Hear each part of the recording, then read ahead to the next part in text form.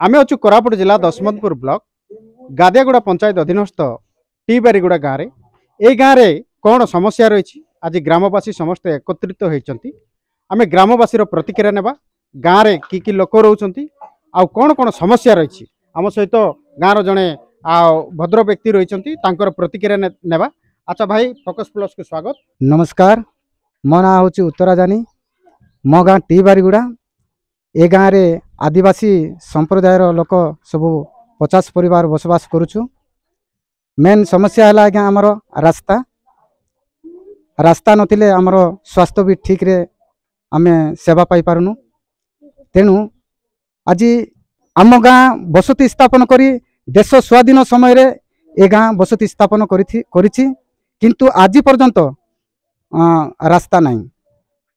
तेणु आज आमे अनेक रोगरे गाँव रे गर्भवती रोगी एमाने जो रहउचंती सेमान को केमती नेबा आनबा करूचो आउ गाँव रे एम्बुलेंस आसी पारुछि कि ना? आज्ञा रास्ता नहीं तो एम्बुलेंस आसी पारु नहीं। आमे गर्भवती महिला एवं विभिन्न रोगरे आक्रांत रोगी को आमे 3 किलोमीटर आरडी रास्ता पर्यंत खटरे बही नेला बेलू बाटरे मध्य लोक मृत्यु हो जाउछंती।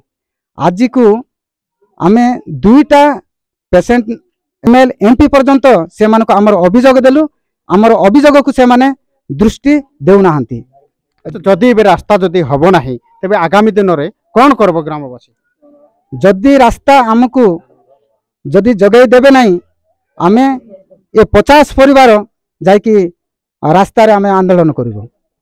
देखंतु आमे तांकर प्रतिक्रिया नेउथिलु आ विशेष करी तांकर समस्या रहिछि केवल गमनागमन रास्ता आ जो रास्ता नाही जहाँ पर विकास मध्य नाही। गाँ को आसी पारु नाही ठीक समय रे एम्बुलेंस गर्भवती एवं रोगी को बाहर बही गाँ ठारू 3 किमी दूर नेबा को पड़ुछि। आउ एई रास्ता निर्माण पाई आउ पंचायत ठारू आरंभ करी जिलापाल एवं जनप्रतिनिधि मानक मध्य गुहारी करी आसुचंती किंतु केही भी कर्णपात करू नांती। अच्छा एई रास्ता रे आउ केते लोक मान को गाँ लोक निर्भर करूचंती आमे पछारी बजवा। आपन को ना कोन?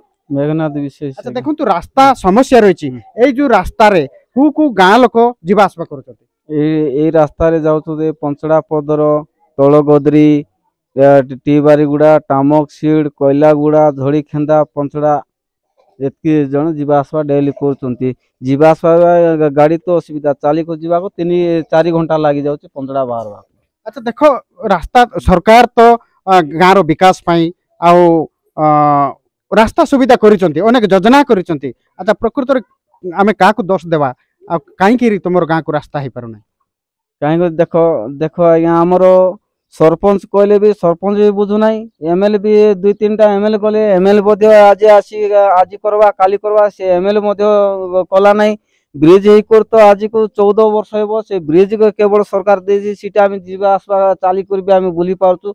हमरो गाड़ी रो असुविधा होची आमी। अच्छा देखंतु चाली करी जीवा पई समस्या रहउची ए समस्याटा निर्वाचन समय रे नेता माने कोन कोइ करी वोट मागुचंती?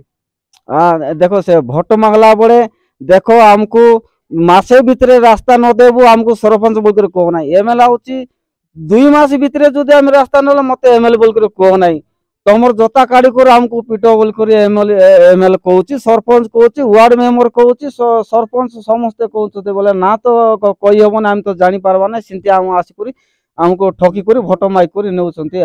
निर्वाचन समय आसले नेता माळ माळ आसुचंती प्रतिश्रुति परे प्रतिश्रुति मध्य देउचंती किंतु प्रतिश्रुति रे सीमित रही जाउची आओ गाँ को विकास होई पारु नाही। तेबे प्रशासन ए टी बारीगुड़ा को केबे दृष्टि देबे गाँ को पक्का रास्ता आसीबो ताहा देखिबार बाकी रहिछि। टी बारीगुड़ा रो हाबिल डंगरी फोकस प्लस।